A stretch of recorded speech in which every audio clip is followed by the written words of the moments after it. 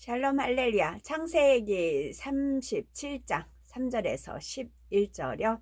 요셉은 노년에 얻은 아들이므로 이스라엘이 여러 아들들보다 그를 더 사랑함으로 그를 위하여 채색옷을 지었더니 그의 형들이 아버지가 형들보다 그를 더 사랑함을 보고 그를 미워하여 그에게 편안하게 말할 수 없었더라.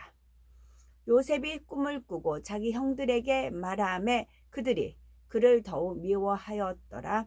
요셉이 그들에게 이르되 청하건대 내가 꾼 꿈을 들으시오. 우리가 밭에서 곡식단을 묶더니 내 단은 일어서고 당신들의 단은 내 단을 둘러서서 절하더이다. 그의 형들이 그에게 이르되 네가 참으로 우리의 왕이 되겠느냐, 참으로 우리를 다스리게 되겠느냐 하고 그의 꿈과 그의 말로 말미암아 그를 더욱 미워하더니 요셉이 다시 꿈을 꾸고 그의 형들에게 말하여 이르되 내가 또 꿈을 꾼즉 해와 달과 11별이 내게 절하더이다 하니라. 그가 그의 꿈을 아버지와 형들에게 말하매 아버지가 그를 꾸짖고 그에게 이르되 네가 꾼 꿈이 무엇이냐? 나와 네 어머니와 네 형들이 참으로 가서 땅에 엎드려 네게 절하겠느냐? 그의 형들은 시기하되 그의 아버지는 그 말을 간직해 두었더라. 야곱은 12아들들 중에서 특별히 요셉을 사랑하였습니다. 그러다 보니 다른 자녀들과 비교할 때 특별한 관심과 사랑을 주게 되었지요. 3절에 보면 요셉은 노년에 얻은 아들이므로 이스라엘이 여러 아들보다 그를 깊이 사랑하여 위하여 채색옷을 지었더니 했습니다. 요셉은 야곱이 노년에 얻은 아들일 뿐만 아니라 가장 사랑하는 아내 라헬을 통해 얻은 아들이었기에 요셉에 대한 야곱의 사랑은 이처럼 달랐던 것이었지요. 그런데 야곱의 입장에서는 이러한 행동이 요셉을 사랑해서 한 것이라고는 하지만 요셉에게는 이것이 오히려 화가 되었습니다. 형들로 하여금 동생 야곱을 시기 질투하게 만드는 원인이 되고 말았기 때문이지요. 4절에 그 형들이 아비가 형제들보다 그를 즉 요셉을 사랑함을 보고 그를 미워하여 그에게 언사가 불평하였더라 했던 것입니다. 그런데 이러한 상황에서 요셉마저도 형들로부터 미움을 살 만한 행동을 하죠. 그것은 요셉이 아버지 야곱에게 형들의 과실을 고했던 것이었습니다. 요셉 나름대로는 정당한 이유와 의로움 가운데 한 일이었지만 이러한 행동은 안 그래도 안 좋은 형들의 감정을 더욱 악화시키는 원인이 되고 말았지요.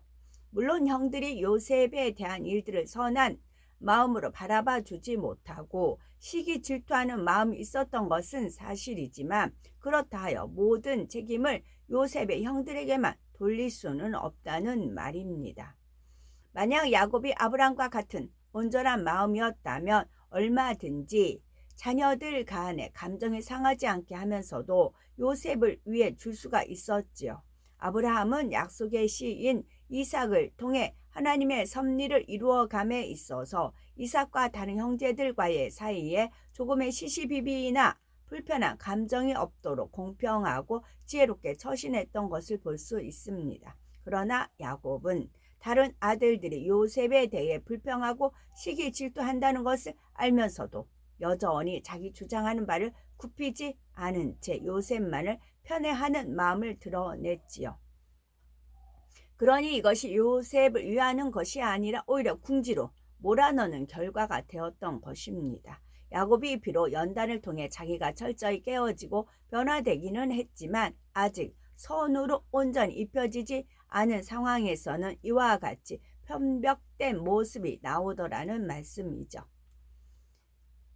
야곱 스스로는 자신이 편벽되게 행한다고 생각하지 않았겠지만 좀 더 넓은 마음으로 주변을 두루 살피지 못했고 다른 이들의 마음까지 생각하지 못한 것이 결국은 편벽된 행동으로 나왔던 것이었습니다.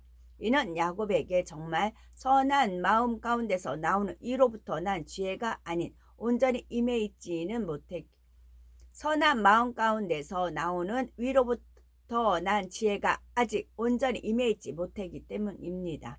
야고보서 3장 17절에 보면 오직 위로부터 난 지혜는 첫째 성결하고 다음에 화평하고 관용하고 양순하며 궁율과 선한 열매가 가득하고 변벽과 거짓이 없나니 하여서 위로부터 난 지혜는 그 선의 지혜는 편벽이 없어야 함을 말씀하고 있습니다. 그런데 야곱에게는 아직 편벽됨이 남아 있었고 이로 인해 야곱은 지혜롭게 자녀들 사이에 화평을 쫓으면서도 자신의 뜻을 이룰 수 있었지만 결국 그렇게 하지를 못했던 것입니다. 그렇다면 우리는 어떠하신지요? 꼭 자녀들에게만이 아니라 우리 주변 사람들을 대함에 있어서도 혹여 편벽됨으로 인해 화평을 깨는 일은 없으신지요? 만약 사랑하는 자녀를 위한다 하면서 늘 그를 편애하고 감싸만 준다면 그것은 그 자녀를 다른 자녀들보다 사람들로부터 시기 질투의 대상이 되도록 만드는 것이며 자녀 본인을 위해서도 좋은 것이 아닙니다. 바로 요셉도 이처럼 아버지 야곱으로부터 특별한 사랑과 관심을 받아왔기에 형들로부터 시기 질투의 대상이 되었을 뿐만이 아니라 본인 스스로도 아직 온전하지 못한 가운데 자신을 드러내고자 하는 마음이나 아버지의 사랑을 독차지하려는 마음이 드러나게 되었던 것입니다. 그것이 결정적으로 드러난 것이 바로 형들에게 자신의 꿈 이야기를 자랑하듯 말하는 사건을 통해서이죠. 5절에 보니 요셉이 꿈을 꾸고 자기 형들에게 고하매 그들이 그를 더욱 미워하였더라 했습니다. 사람이 똑같은 말을 해도 어떤 마음으로 하느냐에 따라 그것을 받는 상대의 반응이 달라질 수 있습니다. 정말 상대를 위한 마음으로 한 것인지 아니면 자기의 가운데 한 것인지에 따라 결과가 전혀 달라질 수 있지요. 그런데 요셉의 말은 비록 악한 의도를 가지고 한 것은 아니라 해도 자기의 가운데 한 것이었으므로 자기를 들내려는 마음이 담겨 있었습니다. 요셉이 만약 자기를 앞세우기 전에 먼저 선과 사랑을 생각했다면 형들의 과실을 굳이 아버지에게 구하지 않았겠지요.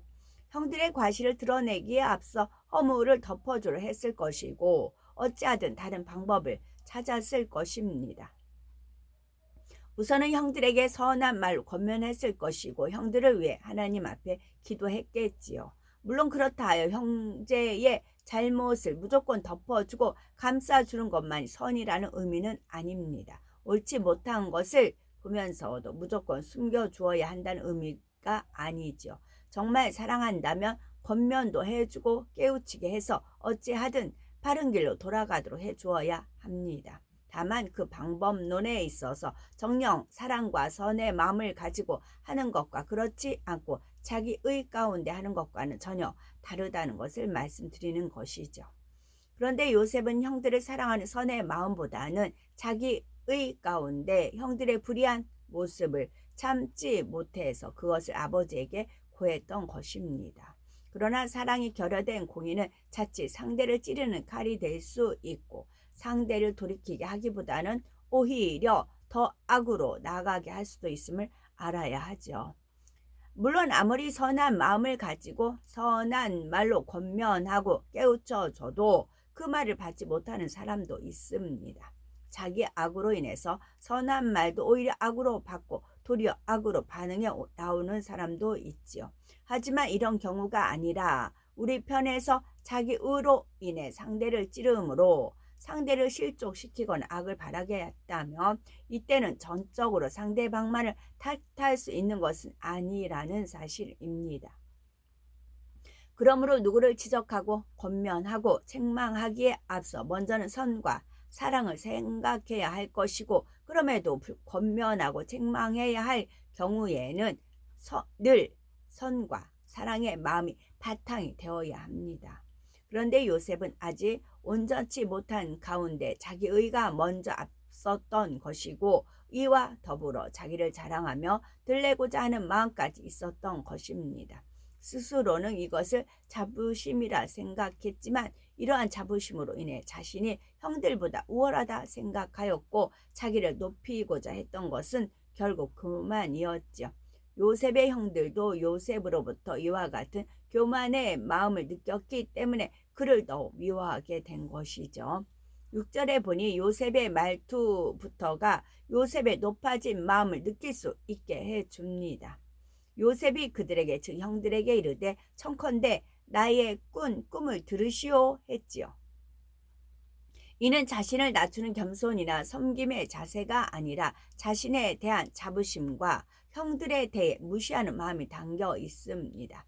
꿈의 내용 역시 얼마든지 자신만 알고 마음에 품어 둘 수도 있는 것이었지만 요셉은 그것을 형들에게 말하고 말았죠. 자신이 꾼 꿈의 내용이 무엇을 의미하며 그것을 형들에게 말했을 때 형들로부터 어떤 반응이 나올지를 능히 알 수 있음에도 요셉은 자기를 자랑하는 들레는 마음으로 인해 상대의 마음은 전혀 고려하지 못하였고 스스로 절제하지도 못했던 것입니다.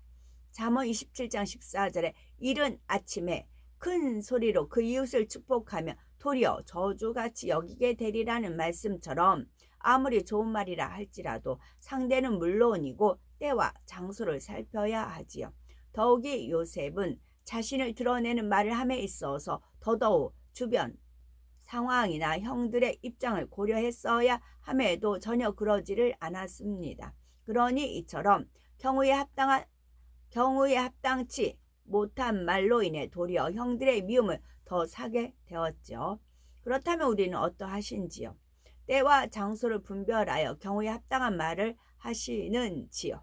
성령의 주관하심에 따라 해야 할 말과 하지 말아야 할 말을 분별하시는지요? 같은 말을 할지라도 상대의 입장과 상황까지 고려하는 명철도 필요합니다.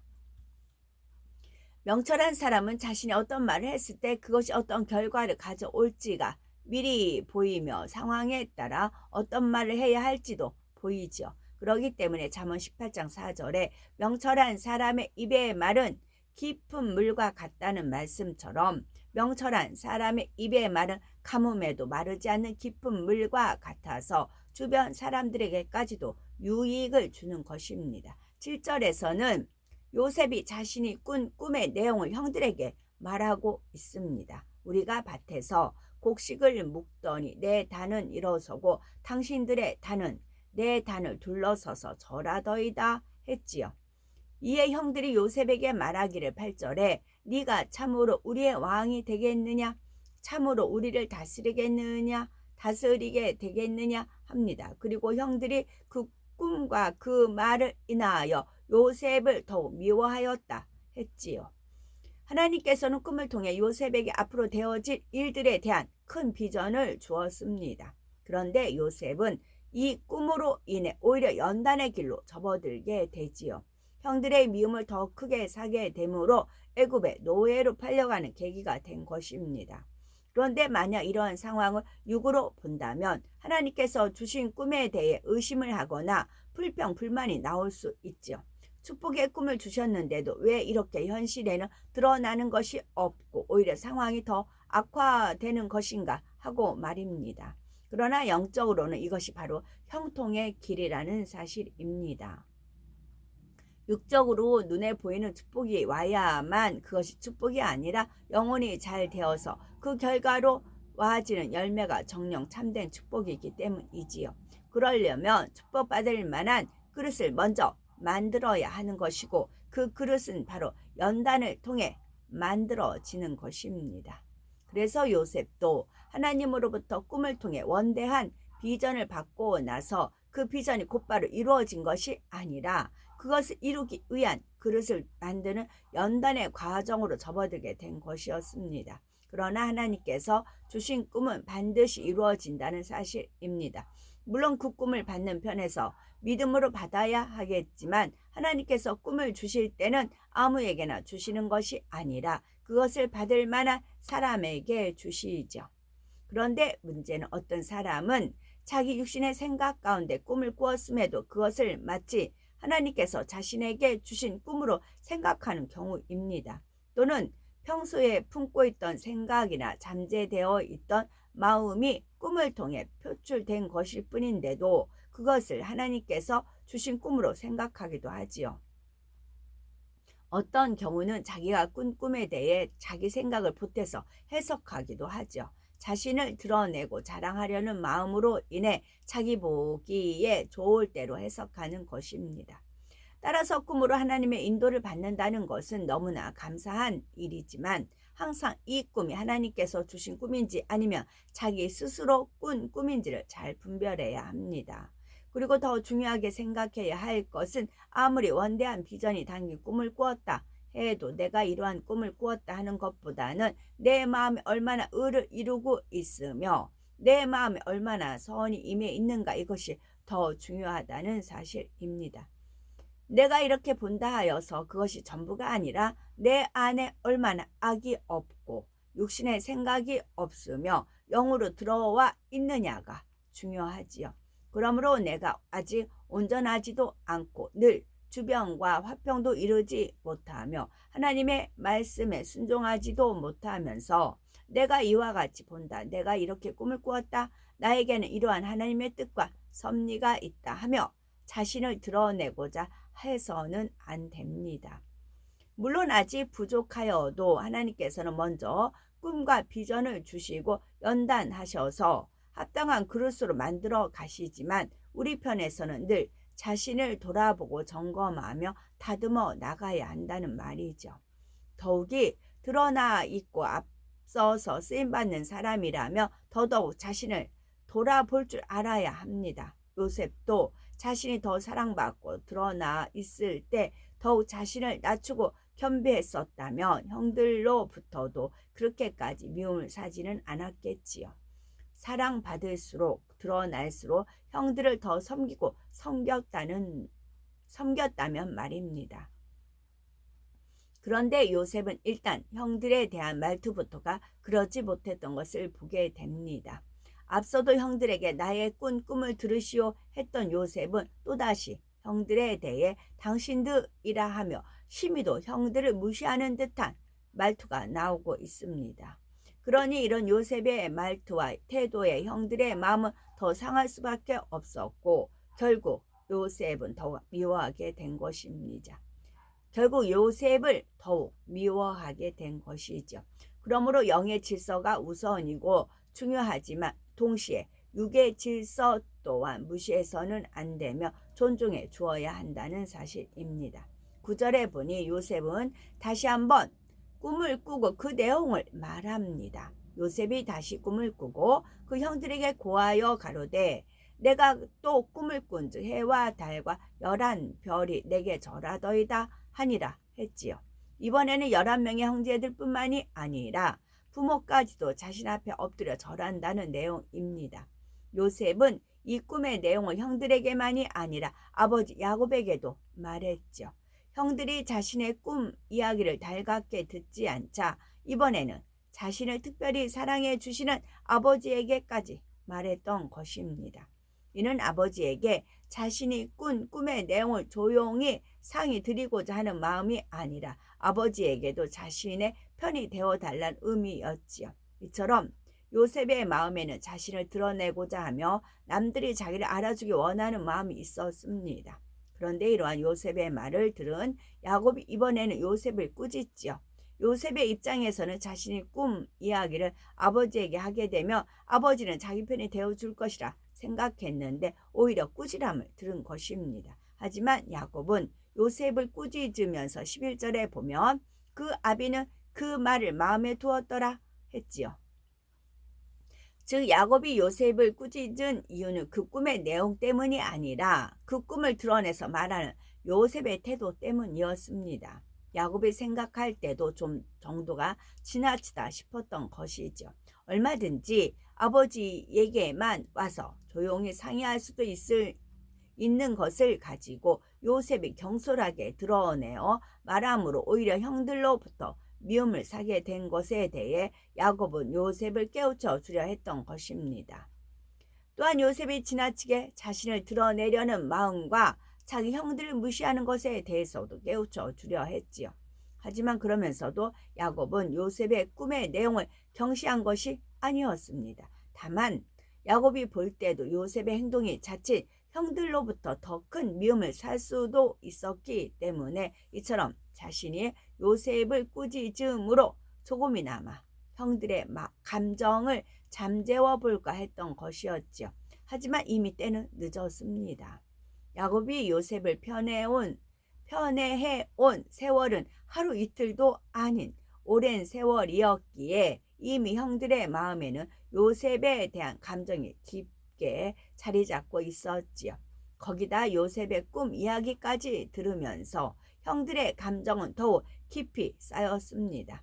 그러니 지금에 와서 야곱이 요셉을 꾸짖었다고 하여 그것으로 형들의 쌓인 감정이 풀어질 상황은 아니었지요.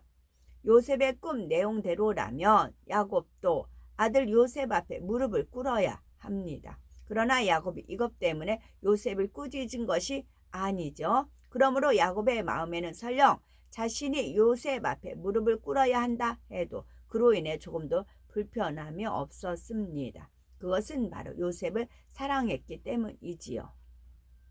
사랑은 진리와 함께 기뻐하는 마음이요. 상대가 잘 되는 것을 시기에 질투하지 않고 함께 기뻐해 줄 수 있는 마음입니다. 그렇지만 형들은 그런 마음이 되지 못했죠. 오랜 세월 동안 아버지 야곱의 편애로 인해 마음에 쌓인 감정도 있었지만 동생 요셉이 자신들보다 앞서고 자신들의 머리가 된다는 것을 도저히 용납할 수가 없었던 것이었습니다. 결국 야곱의 편벽됨과 형들의 시기하고 질투하는 악이 합해져서 지금과 같은 상황에 이르게 된 것입니다. 하나님께로부터 사랑받고 인정받는 만큼 쓰임받고 성도들로부터 사랑받고 인정받는 만큼 많고 활동할 수 있는 것이고요. 잠언 8장 17절에 나를 사랑하는 자들이 나의 사랑을 입으며 나를 간절히 찾는 자가 나를 만날 것이니라 말씀대로 하나님을 사랑하는 사람이 하나님의 사랑을 입으며 사랑받는 증거가 나타나고 보장받습니다. 물론 육적인 질서도 필요하고 중요하지만 늘 하나님께서 세우시는 영적인 질서에 따라 모든 것이 돌아가고 있는 것입니다.